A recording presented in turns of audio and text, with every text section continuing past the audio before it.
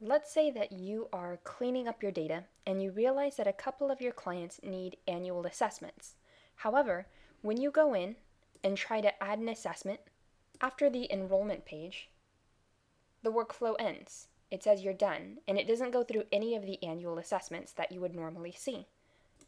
The reason for this is the client here, at least in this example, is already exited from the program, and you can only add annual assessments to clients who are still open in the program.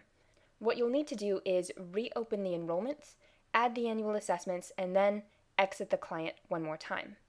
I'm going to walk you through those steps. Now, there are two types of examples of how you can open an enrollment.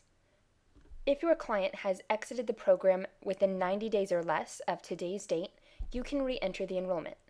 ClientTruck will let you know that the enrollment has been re-entered, and you'll see that that exit date will then disappear. You can then, again, click on the blue action button and create the client's annual assessment. Now, things get a little trickier when your client has been exited from the program longer than that 90-day period. You're going to need to change the exit date in order for this to work. Click on the action button next to the enrollment and select Exit the Enrollment. At the top of the enrollment exit page, the first field that you're going to see is the exit date field. Change that to today's date.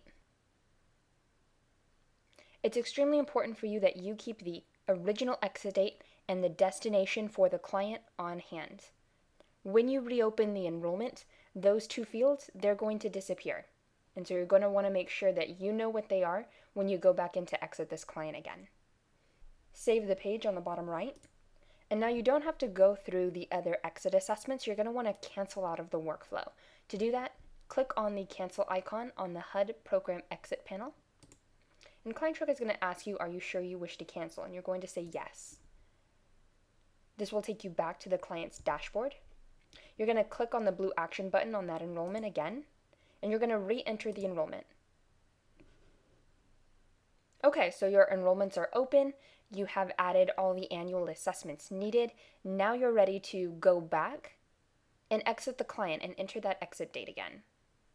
Click on the blue action button next to that enrollment, select Exit the Enrollment, and that should take you again to the enrollment exit page. Put in the original date of the exit and the original destination. And once that's done, save on the bottom right.